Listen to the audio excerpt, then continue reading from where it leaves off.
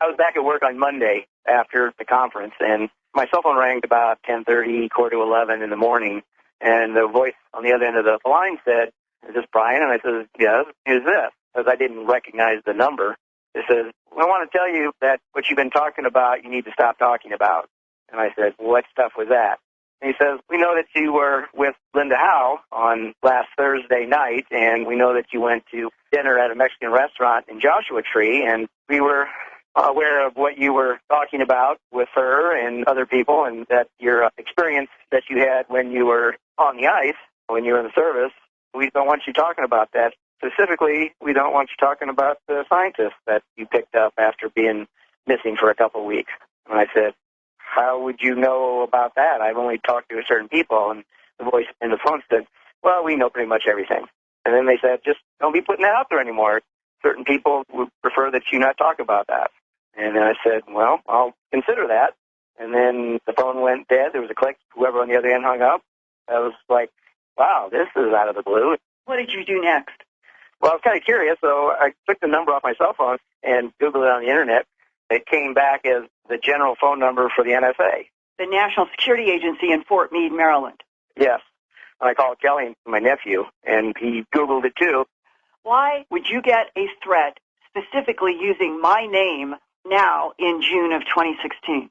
The only thing that I come up with is that report that's been going out on the Internet of that British documentary team that was down there in Antarctica, right? Something that was found under the ice. That team went missing, and they have not found those people since. Possibly that documentary team was in the same area where those scientists went missing for those 2 weeks, and that somebody doesn't want putting two and two together and going, well, you know, there's people down there that went missing for 2 weeks back in the 90s, and now these people are missing and haven't been found yet. Maybe there's a correlation there. The British documentary footage that Brian is referring to was first reported in a March 18, 2002 press release from the Atlantis Mapping Project in Washington, D.C. that began, quote, "The U.S. government said it will seek to block the airing of a video found by Navy rescuers in Antarctica that purportedly reveals that a massive archaeological dig is underway 2 miles beneath the ice," close quote. The video was allegedly the property of a Beverly Hills company called Atlantis TV that produced the Atlantis Mapping Project channel for the BBC in London until 2015 when it was closed down. The March 2002 release also said that the Atlantis TV crew had disappeared and that 2 U.S. Navy officers had found the missing production crew's videotape, quote, in an abandoned supply dump 100 miles west of Vostok Station, close quote. That would be near the South Pole. The AMP press release said the video shown to National Science Foundation researchers at the South Pole's Amundsen Scott Station showed a pyramid and, quote, other spectacular ruins and things they could not go into, close quote. Allegedly, Navy SEALs came in one or more helicopters to take objects away. Officials of the U.S. Naval Support Task Force in Antarctica denied the story and said the Navy did not possess any video shot by the missing Atlantis TV crew. But at the same time, there was another U.S. legal action in 2002 to block the release of a hardcover book entitled Raising Atlantis by Tom Grenius, a novel based on fact. The book is about a secret U.S. military expedition that discovers ancient ruins 2 miles beneath the ice in Antarctica.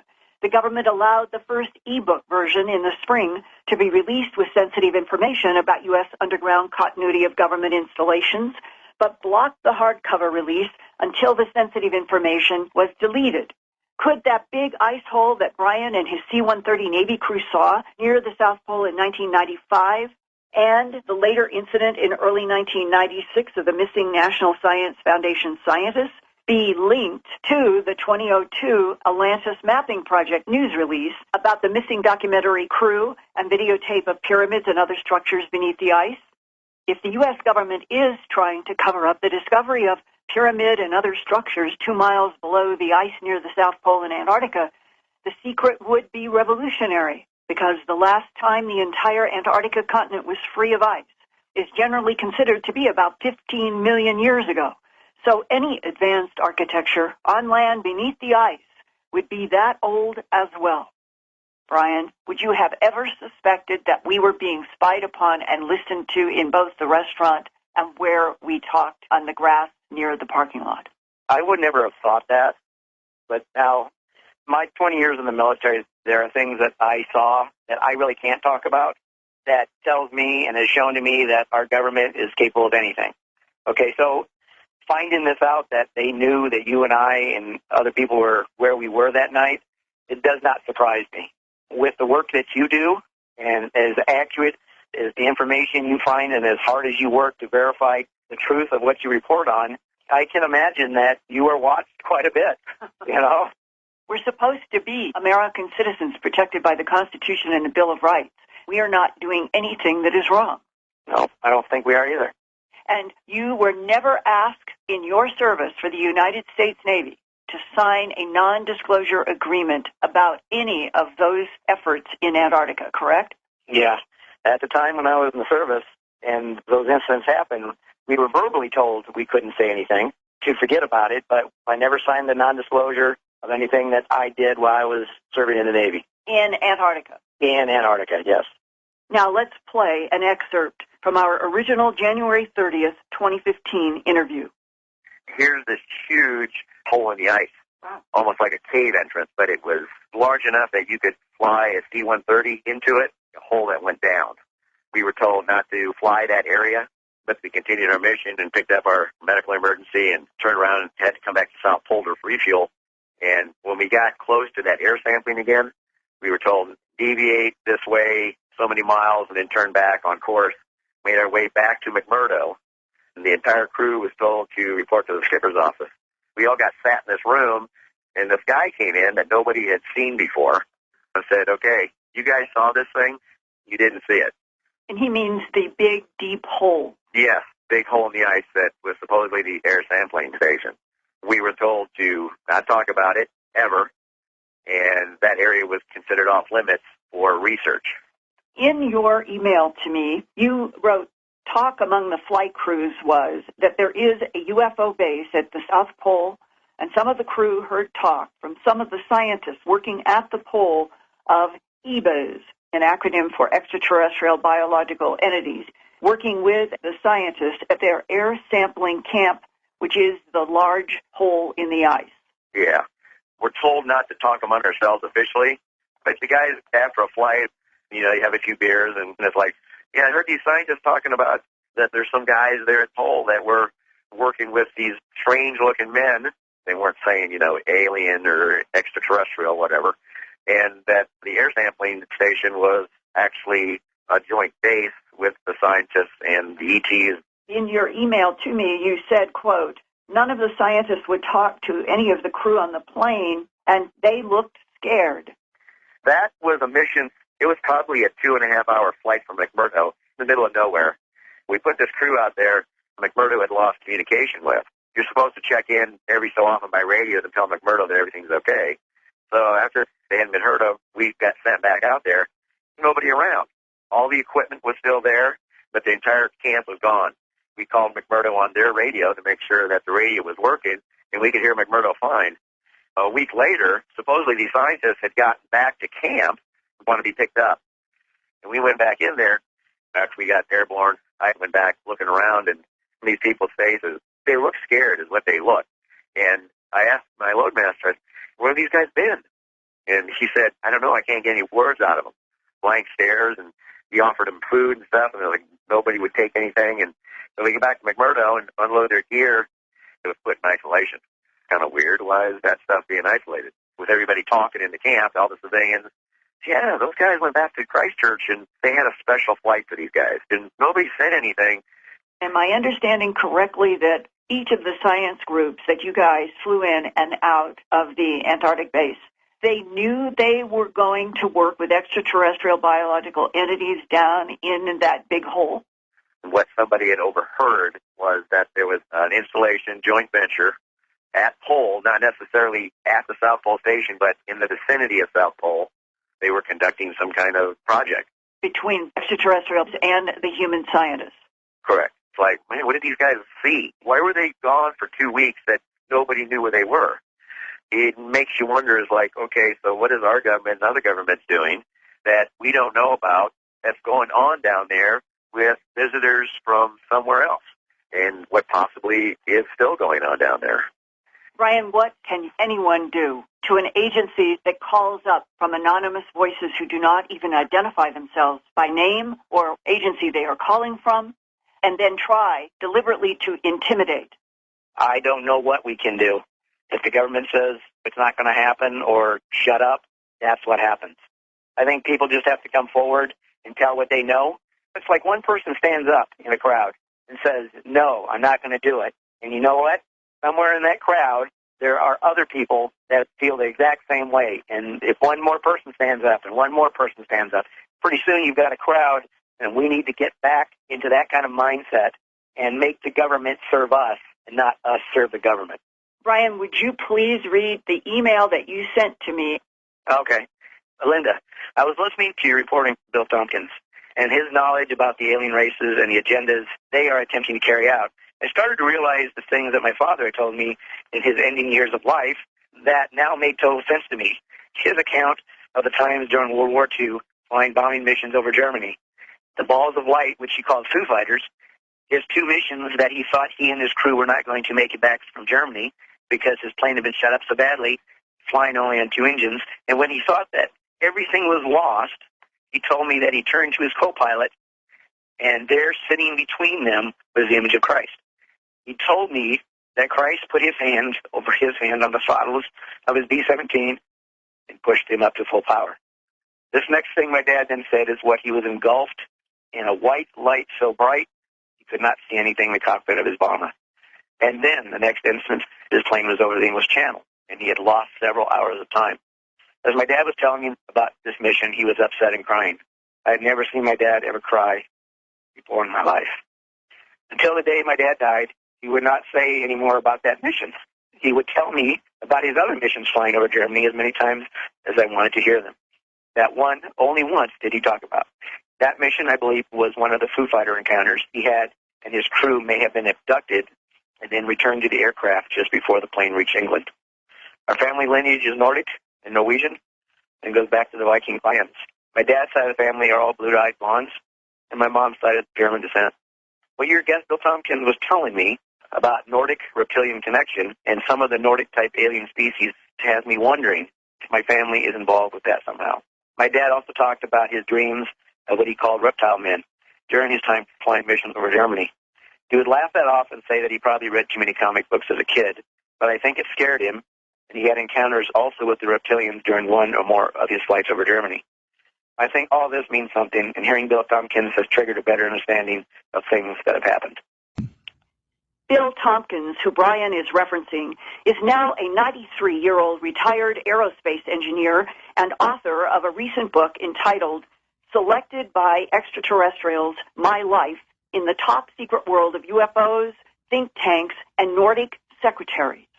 Mr. Tompkins' extraordinary life included flying all over the United States in the 1940s to secret sites at Lockheed, Northrop, Douglas, and other aerospace companies, and top universities that were doing secret work for the United States Navy. In May 2016, I did an interview with him for my news website, earthfiles.com. Bill Tompkins told me as a young man in early 1942, he was inducted into the U.S. Navy, where he was asked to make scale models from photographs of extraterrestrial aerial craft the various corporate Navy contractors had learned about through government intelligence operatives that included Nazi SS manufacturing of anti-gravity spacecraft. Tompkins also learned that behind Adolf Hitler in the Second World War, there were two different species of reptilian humanoids. One included what he called Dracos from the Draco constellation, about 12 light years from Earth, and known as a satellite of our own Milky Way galaxy. According to Bill Tompkins, Navy intelligence learned that humanoid reptilians from the Draco constellation were manipulating Hitler to annihilate the Hebrews on Earth and populate the whole planet with blonde, blue-eyed Nordics that were another type of extraterrestrial under the control of the Draco reptilians. Bill Tompkins and his naval superiors were very confused by the idea that hostile reptiles and beautiful blonde humanoids were working together to take over planet Earth. Adding to their confusion were other beautiful Nordic humanoids that helped the Allies to defeat Hitler. That complex and insidious chess game haunted everyone then and still does today. Nordic blood and blonde-haired U.S. Navy flight engineer Brian and his father who saw Christ in the crashing jet in World War II. They are definitely good guys. But Whitley, who, what, and why are there blonde and reptilian humanoids that want to destroy Hebrew bloodlines and perhaps all of Homo sapiens sapiens? Just happened? Well, it sounds like a computer or something just popped up. Yeah, what happened was this. My phone is on silent, and suddenly Siri turned on and asked me if I wanted to call Ann's hospital. Oh, my God. Adam, it's sitting here totally untouched. God, do you think Ann is there? Well, all through the interview, I've been feeling Ann's presence really strongly and getting a lot of information from her about very deep soul work that doesn't seem superficially to have to do with the interview, but it's certainly going to be in my Awakening series that I've been doing on Unknown Country. But let's now look again. We were just talking about these blonde beings, and I was talking about the ones I had interacted with, who were obviously not the bad guys. I've mentioned before on this show that the one I had the telephone conversation with was very wary of the Greys, saying that if we started a war with them, they would never let us quit fighting and they would never let us win, which struck me as very like them in terms of personality as I understand it. I wouldn't be surprised if that would be exactly what they would do. But there was another time when these two enormous blonde people showed up in my apartment in Manhattan, which had rather low ceilings, much to their discomfort. And I blurted out that when they asked me what they could do for me, I said, you could show me one of your children, which I've always regretted. And yet they did a few weeks later in an airport in Colorado, in Stapleton, the old Stapleton Airport in Denver.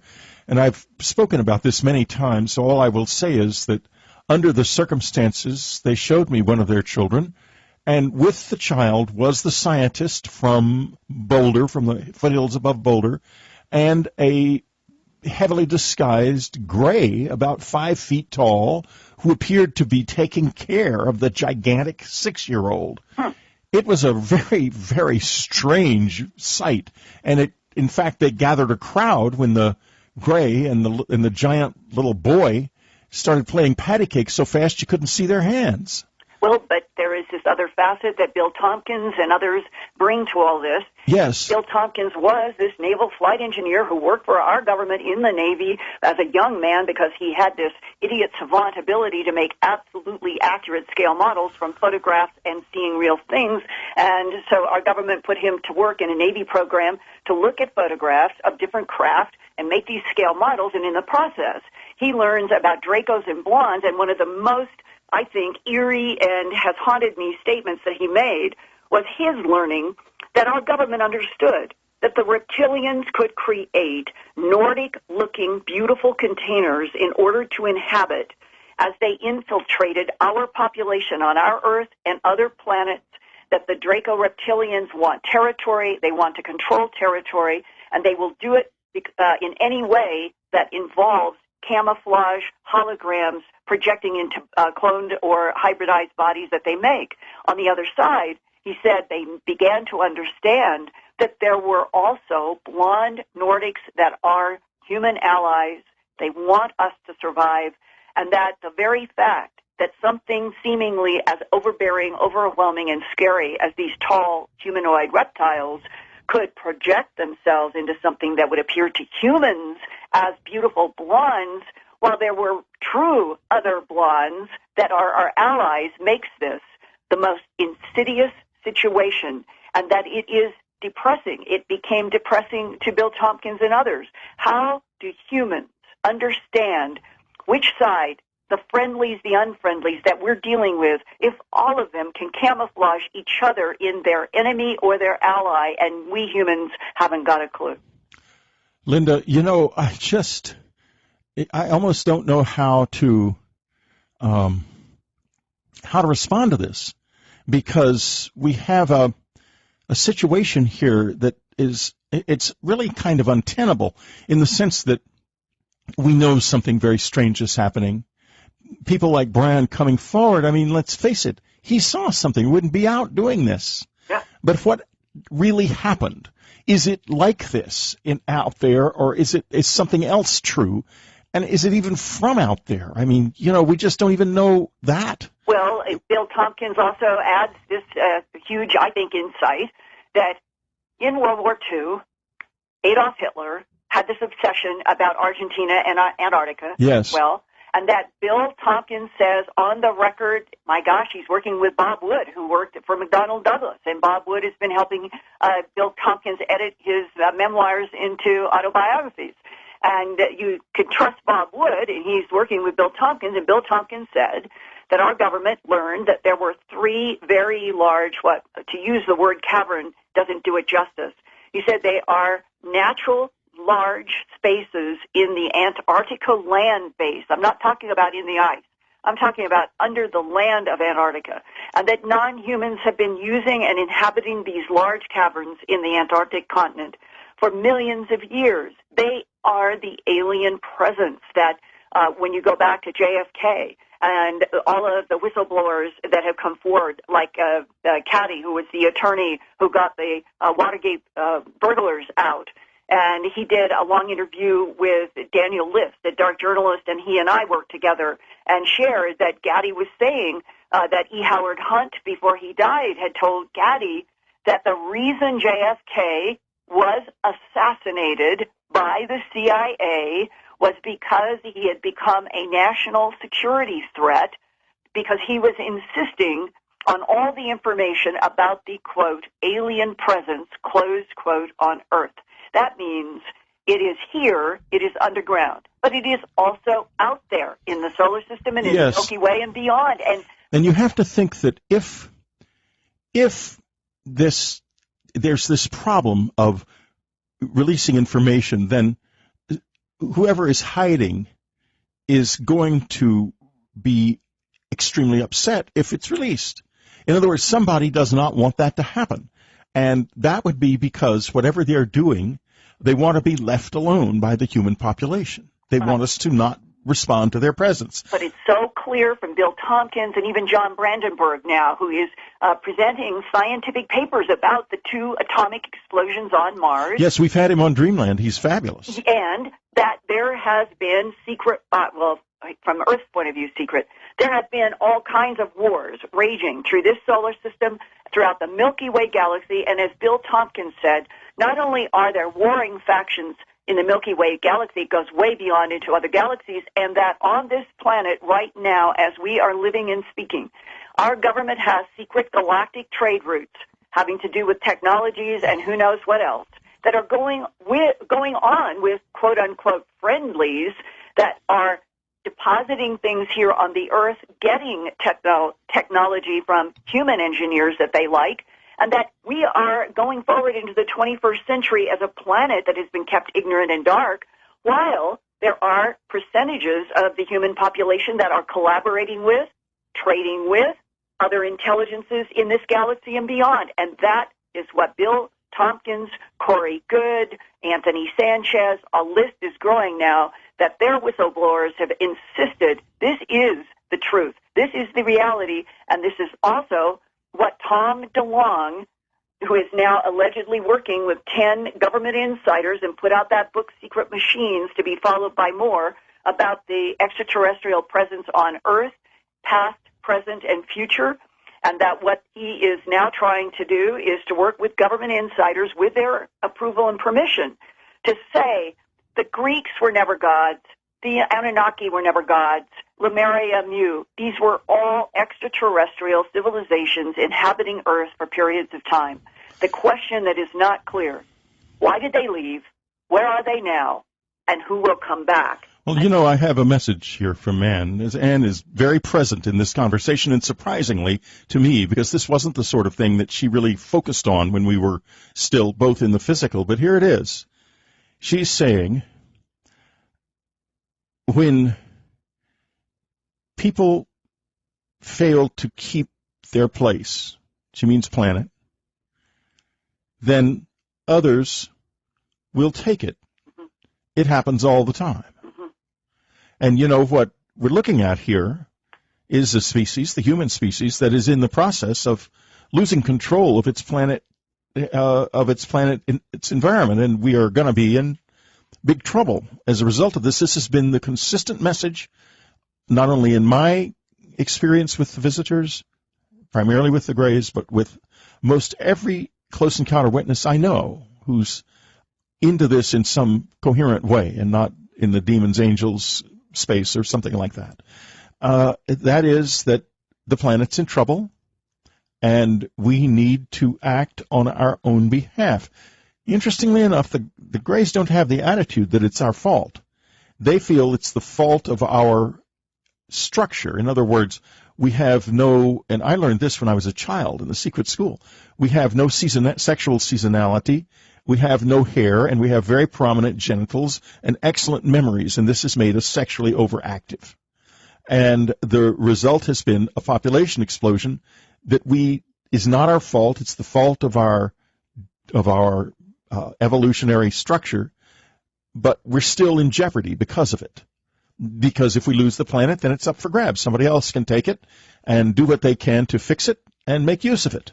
And that fits into what John Brandenburg says, that this is a neutral zone, or has been a neutral zone in terms of geopolitical territorial conflicts, that there are various types of non-human intelligences that come and go, and Earth is both a laboratory and a trade route market, and that there are interests out there that have been trying to undermine humanity so that we would become so weak that they can take the planet Earth, and that whatever happened on Mars, whatever was the reason behind that war, that whoever exploded these hydrogen bombs in the air to make the percussion on the ground even more destructive to what John Brandenburg thinks were two Cydonia area of cities that may have had 2 million beings in them, all of it devastated with the two hydrogen bomb explosions. We need to find out who was responsible for the hydrogen bombs. I think John thinks it is the nasty category of Greys who were chasing after tall pails that have been described by others in books now, that there has been a war going on between tall pails and a certain faction of Greys for millennia, and that in Mars there was this war that had an ancient motive, but now it has affected our entire solar system without Earth humans understanding. And he said the most interesting thing to me recently, Whitley, John said the reason for the push, this clear push from NASA and JPL to get back to Mars, we need to have verification. We need to have a reality check as Homo sapiens sapien on what we have been told by Ebens, Greys, Nordics, or whoever, and that what essentially John thinks will happen, it will be a return to Mars. It will be disguised as exploring, getting out into our solar system, when in fact it will be an archaeological expedition to a dead planet that was killed by two hydrogen bomb explosions in the air. Two truly massive explosions, if John is right. We had on the show on June the 15th let's see, I guess it must have been Nick Redfern was with us with his book Weapons of the Gods, and he was talking about areas in the Middle East that are glazed with trinitite. Just like on Mars. Exactly. Now, I want to now go from there to a letter I received many years ago from a lady who lived in Tennessee and had been out walking with her son in the woods when suddenly this little dark blue figure, and these kobolds, as I call them, are heavily involved with me right now. I'm having a period of time where I don't think I've ever been more involved with them than I am in these past 6 months. In any case, that aside, it came and he said, I'm a rebel, and I'm here to tell you the truth. There was a war between Earth and Mars many, many, many years ago. Earth destroyed the surface of Mars, but we captured your souls and have condemned you to recycle on your planet forever. We call it dead. forever. And that was it. It stepped back into the cave it had come out of and was gone. Now, flash forward to another event that took place in Indonesia. And folks, you can find this also because I interviewed the gentleman who was involved in this on Dreamland as well. And I'm working toward his name. Hopefully I'll remember it. And I'll go back and edit it in here if I can't remember it right away. In any case, he was going to a village in Indonesia and had been told he was an NGO, a non-governmental organization operative, setting up low-power, localized radio stations so very isolated tribes could communicate among themselves. And he was going to this very isolated area. And in the context of this experience, he found out about a number of people who, Alan Lammers was his name, Lamers. Go to unknowncountry.com, go to Dreamland, go to the search engine, the extended search engine, click on Dreamland and put in Lamers and you'll find the interview if you're a subscriber. In any case, a group of 5 people had disappeared and only one of them came back. Ever. The other 4 were never been found. And he described walking through an area that ceased to be the jungle and became a kind of forested upland with antlered animals in it, which, of course, they don't have in Indonesia. And they were followed, he said, by this dark blue figure who said that he was a rebel, and this one man, was being sent back as a warning to the world. Now, I put all of that out without really putting it together, but it's linked. It's linked. There is somebody here trying in a kind of off-kilter way to somehow warn us about something. And there seem to be other forces less visible to us, more indirectly present, that are about the dangers that we are being warned of. Mm-hmm. I wonder if that makes any sense to anybody. I hope it does. It does, because I have reported before about the Army sergeant in Colorado that I call CJ, who on July 29th, leaving Hunter Army Airfield to go to Fort Carson in Colorado, and he, his wife, 2 kids, and animals and all were headed to go through Atlanta, and something took over, diverted. The GPS did not make any alarm, and they end up having an 850-foot diameter disc with symbols on it come down in front of their truck. And he works in the Army in a role where his job is to see anything on the ground, in the air, and be able to analyze, estimate sizes, distances, and what they are. That's what he does for a living. And he knew that he was looking at something that was approximately 820 to 25 feet in diameter in front of the road. And then how it all unfolds, I have all of this at earthfiles.com, one of the most extraordinary missing time and evolving stories involving a military person that I've ever investigated. And when he comes, finally, when the whole family realizes they're on the wrong road, they're going the wrong direction, they had no clue from the GPS, he is completely astonished and confused. They get back in the road that will take them to Atlanta. They finally get to a motel and check in, exhausted. But he finds himself opening his eyes, standing, leaning against the door jamb of the bathroom in the motel. In his one hand, he has a ballpoint pen. In the other hand, he has an 8.5 by 11 receipt from the motel when they checked in. And he is looking at the back of his receipt, and there is a string of squares and ones. And I have been working with Horace Drew, the geneticist in Sydney, in translating what appears to be binary code, even in layers. It's very complex. All of it, everything that has been transpiring and continuing to come periodically into his mind in sleep ever since a year ago, has to do with these same words that appeared in Peniston, that has appeared in crop formations, and has appeared in other binary-related translations. Humanity must advance in order to survive. Life is not guaranteed here, that we have allies, but there are enemies out there that want us gone. This is what this Army sergeant has been receiving for a year.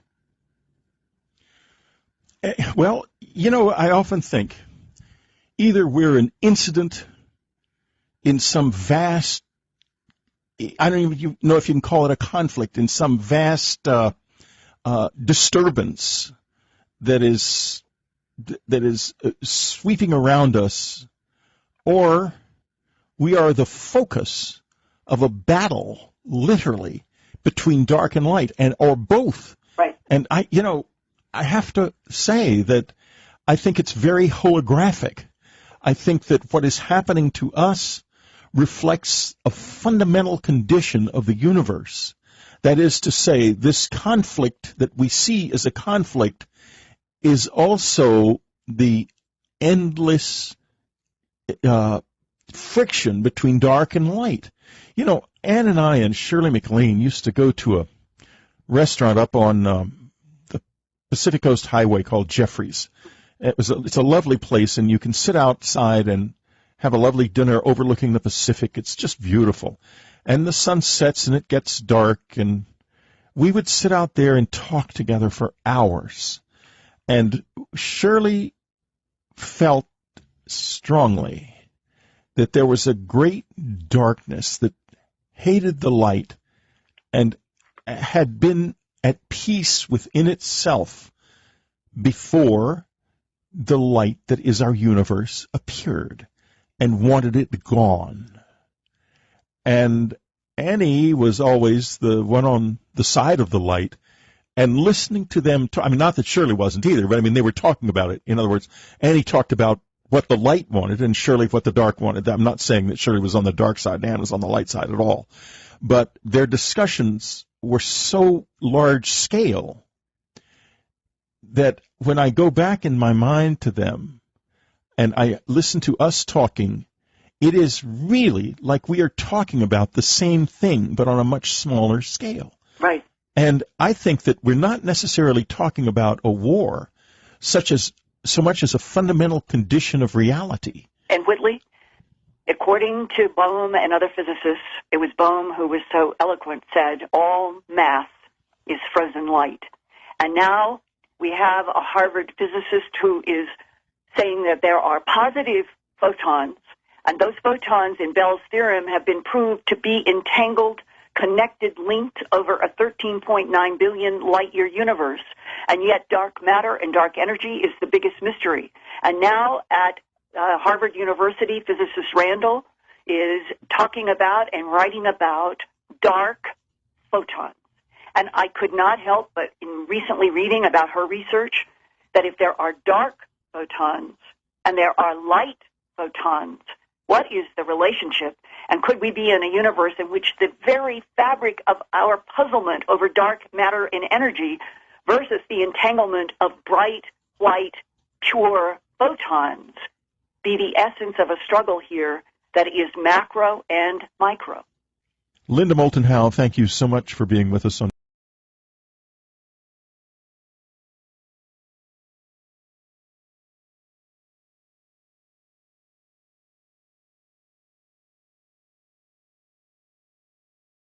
I was back at work on Monday after the conference, and my cell phone rang about 10:30, quarter to 11 in the morning, and the voice on the other end of the line said, "Is this Brian?" And I said, "Yes, who's this?" Because I didn't recognize the number.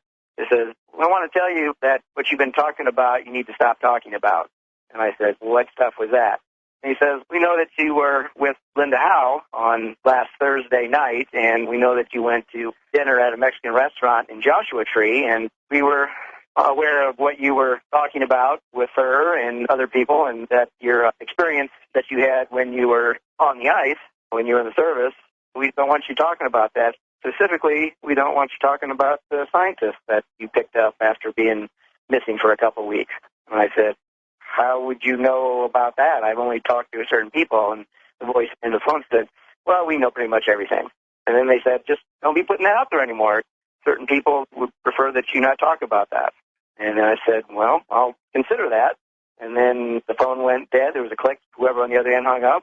I was like, wow, this is out of the blue. What did you do next? Well, I was kind of curious, so I took the number off my cell phone and Googled it on the Internet. It came back as the general phone number for the NSA. The National Security Agency in Fort Meade, Maryland. Yes.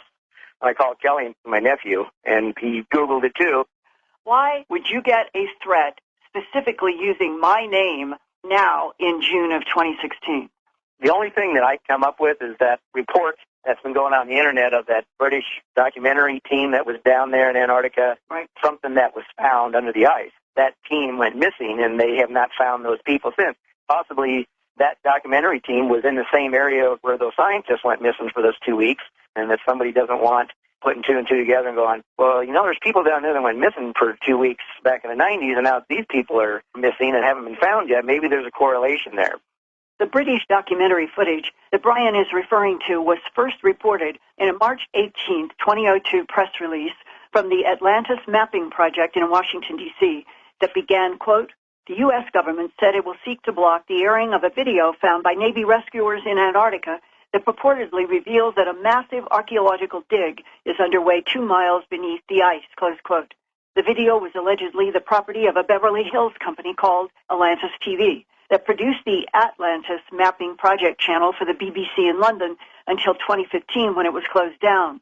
The March 2002 release also said that the Atlantis TV crew had disappeared and that 2 U.S. Navy officers had found the missing production crew's videotape, quote, in an abandoned supply dump 100 miles west of Vostok Station, close quote. That would be near the South Pole. The AMP press release said the video shown to National Science Foundation researchers at the South Pole's Amundsen Scott Station showed a pyramid and, quote, other spectacular ruins and things they could not go into, close quote. Allegedly, Navy SEALs came in one or more helicopters to take objects away. Officials of the U.S. Naval Support Task Force in Antarctica denied the story and said the Navy did not possess any video shot by the missing Atlantis TV crew. But at the same time, there was another U.S. legal action in 2002 to block the release of a hardcover book entitled Raising Atlantis by Tom Grenius, a novel based on fact. The book is about a secret U.S. military expedition that discovers ancient ruins 2 miles beneath the ice in Antarctica. The government allowed the first e-book version in the spring to be released with sensitive information about U.S. underground continuity of government installations, but blocked the hardcover release until the sensitive information was deleted. Could that big ice hole that Brian and his C-130 Navy crew saw near the South Pole in 1995 and the later incident in early 1996 of the missing National Science Foundation scientists be linked to the 2002 Atlantis Mapping Project news release about the missing documentary crew and videotape of pyramids and other structures beneath the ice? If the U.S. government is trying to cover up the discovery of pyramid and other structures 2 miles below the ice near the South Pole in Antarctica, the secret would be revolutionary, because the last time the entire Antarctica continent was free of ice is generally considered to be about 15 million years ago. So any advanced architecture on land beneath the ice would be that old as well. Brian, would you have ever suspected that we were being spied upon and listened to in both the restaurant and where we talked on the grass near the parking lot? I would never have thought that. But now, my 20 years in the military, there are things that I saw that I really can't talk about that tells me and has shown to me that our government is capable of anything. Okay, so finding this out that they knew that you and I and other people were where we were that night, it does not surprise me. With the work that you do and as accurate as the information you find and as hard as you work to verify the truth of what you report on, I can imagine that you are watched quite a bit, you know? We're supposed to be American citizens protected by the Constitution and the Bill of Rights. We are not doing anything that is wrong. No, I don't think we are either. And you were never asked in your service for the United States Navy